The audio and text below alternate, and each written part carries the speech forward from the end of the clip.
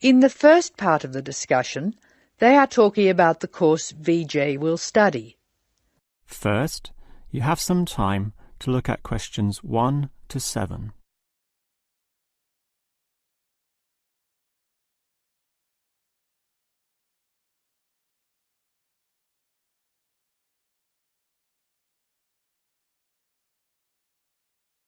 Now we shall begin.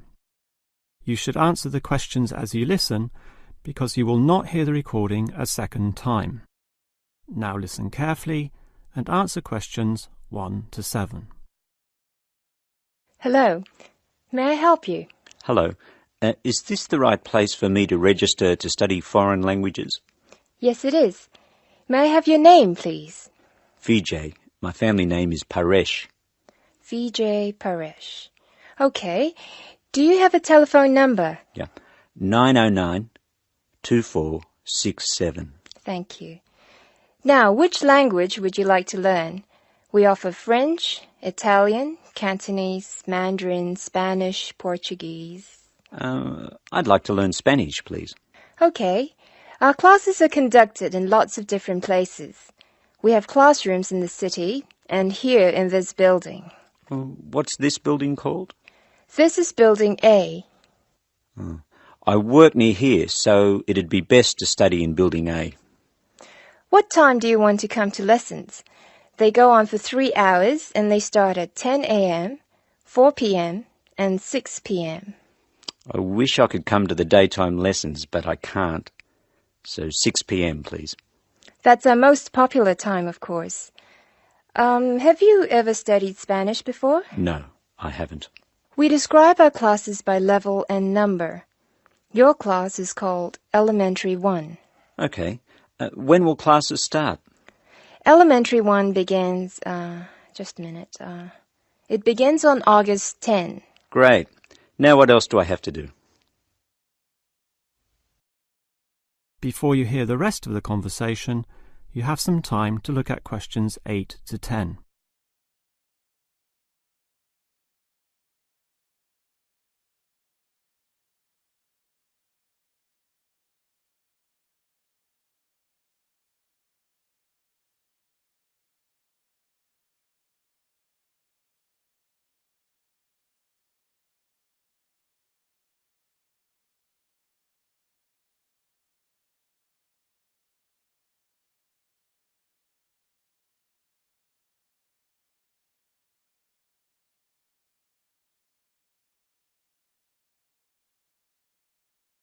Now listen and answer questions 8 to 10. I'm sorry, Vijay.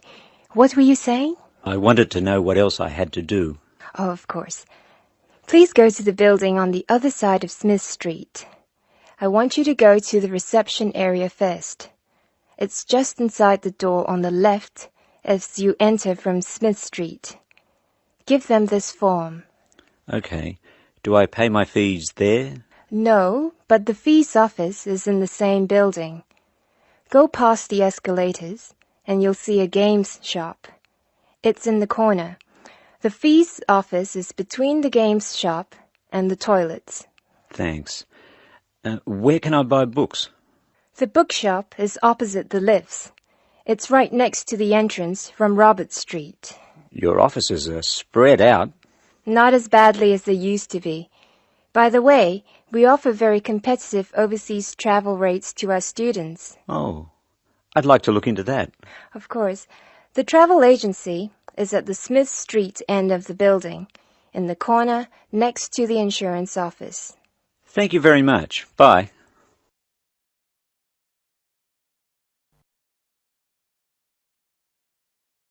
That is the end of part 1.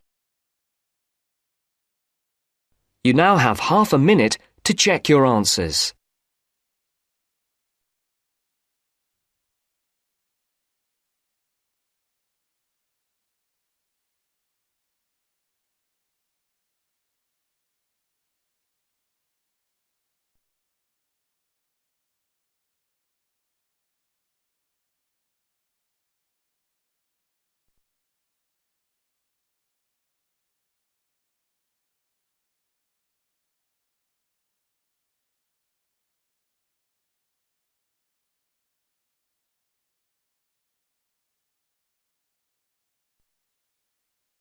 Now turns to Part 2. Part 2. You will hear a conversation between an IELTS candidate and an IELTS administrator. First, you have some time to look at questions 11 to 15.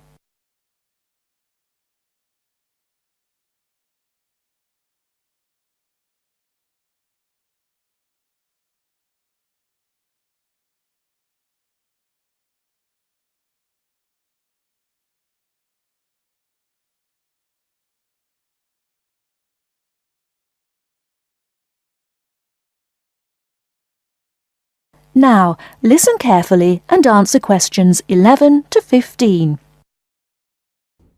Good afternoon. I'm applying for a master's program at the University of Exeter in the UK. I'm planning to register for the IELTS exam at your centre next month. I have some questions I'd like to ask you before I register, if that's okay. Certainly. Would you be taking the academic module? I think so, but I'll have to contact the university just to make sure. You'll probably need the academic because most universities don't accept the general training. And anyway, the procedures to register for the exam are the same for both the general and the academic modules. Good. My first question is whether I sit all parts of the exam on the same day. I don't live here, you see, and for me it would be more convenient to do all the papers on the same day. Unfortunately, the speaking part is scheduled for Thursdays, and reading, writing and listening tests take place on Saturdays. We can't change the days, I'm afraid. That's a pity. Well, never mind. What sort of documents do I need to bring in order to register? You'll have to fill in the IELTS application form and bring an ID, a copy of your ID and 2 passport-size photos on a white background. Will any ID do? We only accept original passports and national IDs. That's good to know. Did you say that reading, writing and listening are scheduled for Saturday? That's right. Will I get a break in between the papers? I'm afraid there aren't any breaks between the papers. Each paper takes an hour to complete, so it's 3 hours straight through. You'll first do listening and then reading, followed by the writing test. This is a standard requirement from Cambridge. Before you hear the rest of the talk, you have some time to look at questions 16 to 20.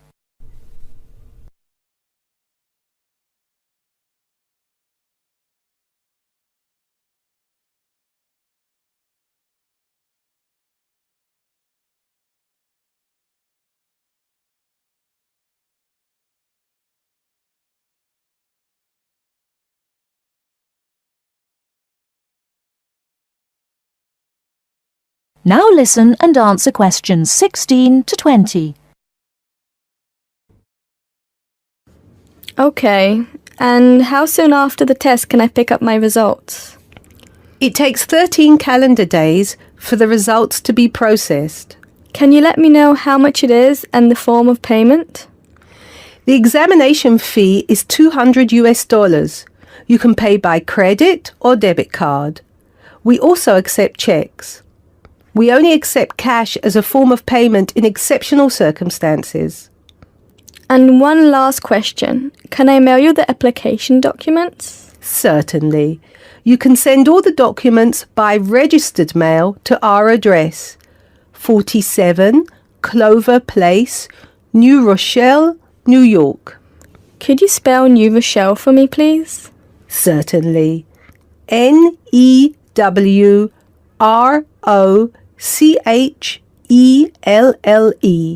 Could I have the zip code as well? Sure. Our zip code is 10806. Thanks. You can also email us at inquiry@examsmail.com or phone us at 325-9082. I think that's all. Thank you very much for all the information. Bye. You're welcome. Goodbye. That is the end of part 2. You now have half a minute to check your answers.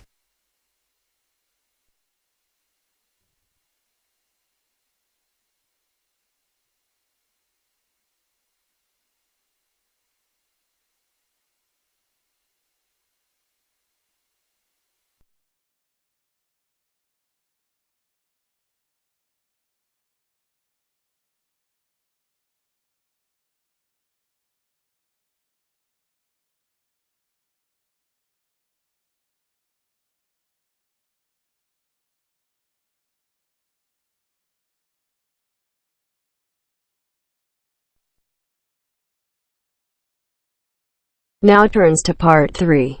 Part 3. You will hear a woman talking about a number of different beaches to a group of tourists. First, you have some time to look at questions 21 to 25.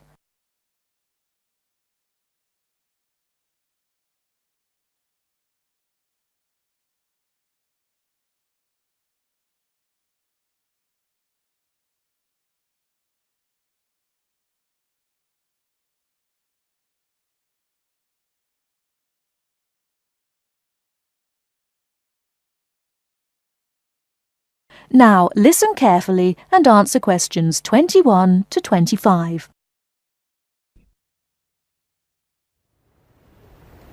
Right, let's move on to the beaches here, which are absolutely beautiful. You do have over 100 to choose from.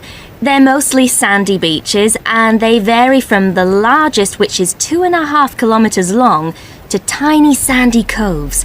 But there are a few that I'd really recommend you to visit.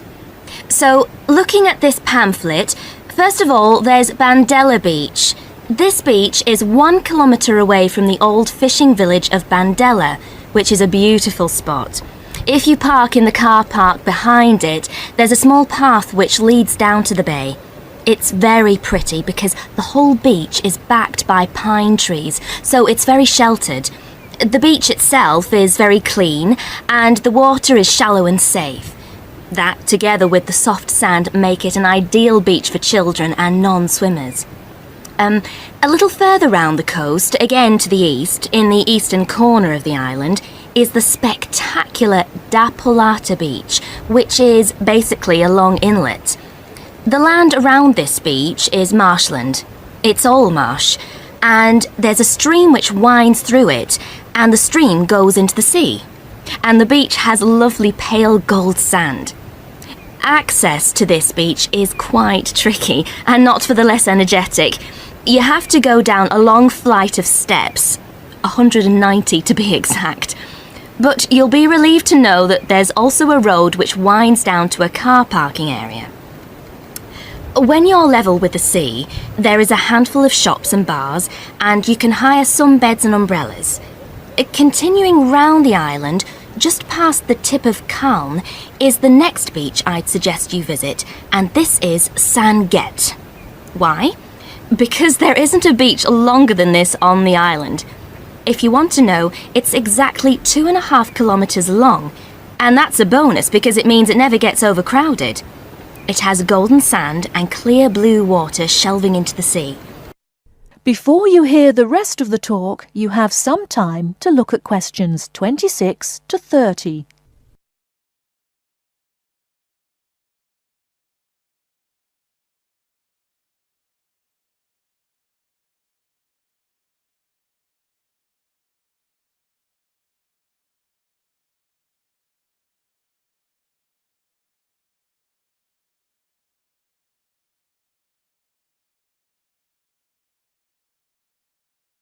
Now listen and answer questions 26 to 30. It has golden sand and clear blue water shelving into the sea. There are several beach restaurants to choose from, and water sports are available when the water is calm. But check first. This beach operates a flag system, as the sea can get rough and you should always swim between the flags. There's a large car park which gives you easy access to the eastern end of the beach. but the western end is much quieter and more wild, as it is harder to reach. Blanaka is another popular beach, just in the northwest corner of the island. It has incredibly white sand and sparkling water. There is ample car parking here and plenty of bars and restaurants. Blanaka has white cliffs all around it, and for those of you who'd like a little more to do than just lazing on the beach, there are caves here which you can explore in the cliffs, and you can also dive into the water from rock platforms along the side of the cove. Well, my final recommendation for today is Disador. Now, this beach isn't quite as easy to get to as the others I've talked about. It's quite a remote little beach, tucked away here next to Blanaka. You can reach Disador by a steep slope which goes over some sandbanks. The beach itself is small and pretty, with reddish-coloured sand and some stony areas on its eastern side. Despite being quite small, the bathing is good, and you can also go fishing here from the rocks at either side. It's a good idea to take some food and drink with you if you decide to go here, as there's only one little bar which isn't always open. So, that should give you plenty of ideas to choose from over the next 2 weeks. And if you have any further questions... That is the end of part 3. You now have half a minute to check your answers.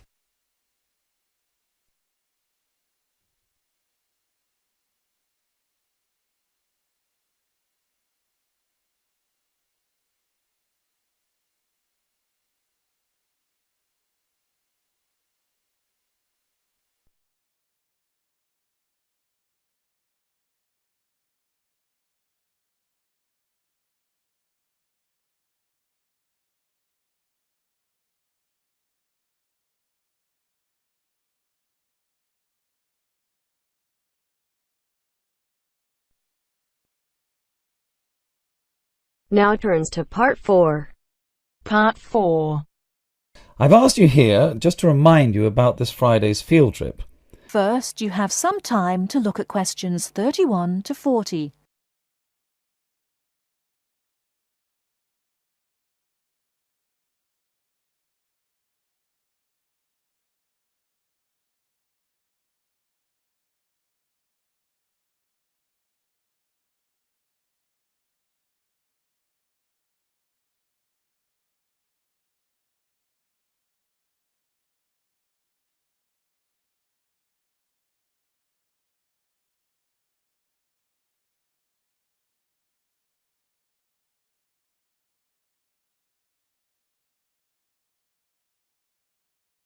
Now listen carefully and answer questions 31 to 40.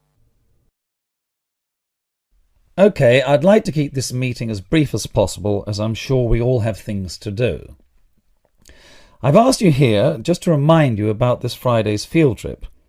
This is the first of many field trips you'll be going on, so there are a few rules I'd like to make clear now. Most importantly, I want you all to remember that simply because you are leaving the college does not mean that you are not studying. This is an essential part of your course and should be treated as such.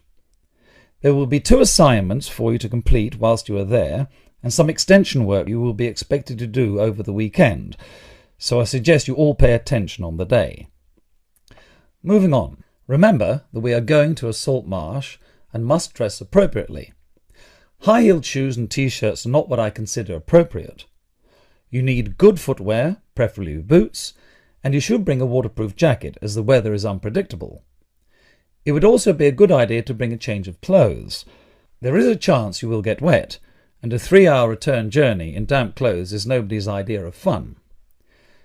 We will be on the marsh from about 10 o'clock to about 4, so you'll be given a light lunch.